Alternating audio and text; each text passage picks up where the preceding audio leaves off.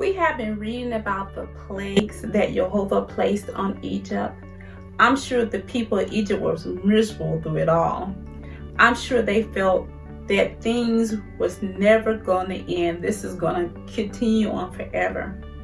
And then meanwhile, Moses and Aaron are still requesting from Pharaoh to let Yehovah's people go to the wilderness for a 3-day journey to celebrate Yehovah's feast. The time still isn't yet.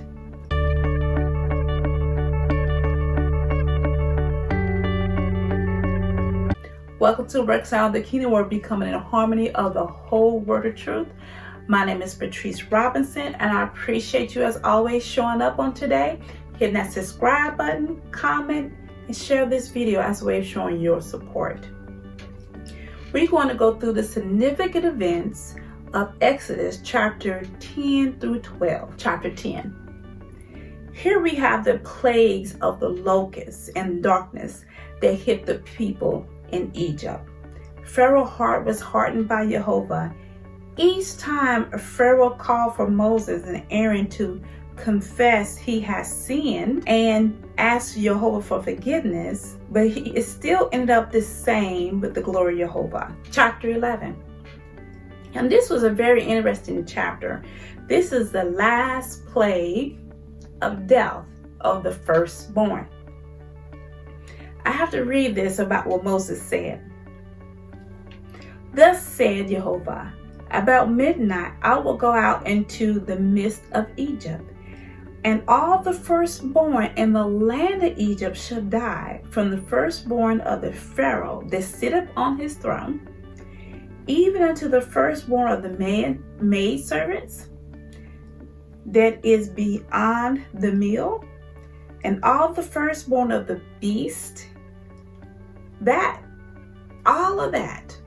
So it was hitting not only Pharaoh's house, it was hitting the servants, it was even hitting the beasts of the firstborn.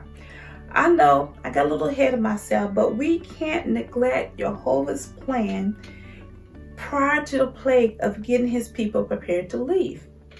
He informed Moses to tell his people to borrow specific items from the Egyptians, and that they will have favor of the people to get the items. Although it was a borrow, they're not going to give it back because they're going into the wilderness.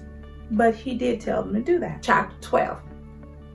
Yehovah spoke to Moses to prepare the people for the firstborn plague by providing instructions for the very first Passover meal.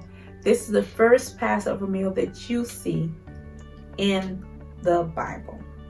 The very first steps of redeeming the firstborn. Yehovah also started the calendar by explaining that this would be the first month as he explained the steps to prepare for the meal and for unleavened bread. There were also instructions that the males must be circumcised for the foreigners and the slaves, and they was going to join in, so that everybody had to be circumcised before this was going to happen. So Yehovah specifically gave him these instructions. The focus is the redemption of the firstborn. That's our focus. When I was reading chapter 12, the first thing that came to my mind was Abraham offering his only son, his promised son, Isaac, his promised son. Yehovah doesn't do anything by accident, and I do believe this was giving us a preview of not only what was going to happen in Egypt, but Yehovah's son was going to do. Yehovah was very detailed of what he was saying. Genesis 22:2, it says, and he said, take now thou son, thou only son Isaac, which means that he was acknowledging Isaac, whom thou lovest, and give thee into the land of Moriah, and offer him there for a burnt offering upon one of the mountains which I tell thee of. So he told him to take his their only son, Isaac.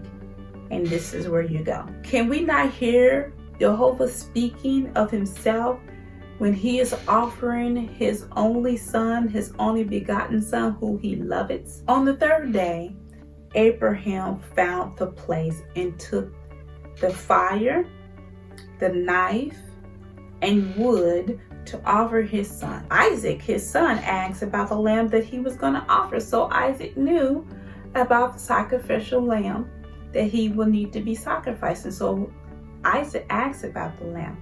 And Abraham said, Yehovah will offer himself a lamb.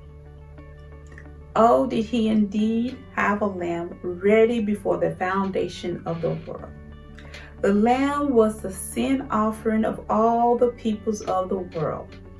The lamb that pays the death penalty of all those in the world. Abraham seen the day of Yeshua and was glad. Next week, Torah Chat Points will be Exodus chapters 13 through 15. As always, man does not live by bread alone, but every word that proceeds out of the mouth of Yehovah. Have a blessed rest of the week, and don't forget to join me on Saturday at 10 a.m. for Sabbath day, and I will see you next Tuesday for Torah Chat Points at 7 o'clock p.m. Thank you.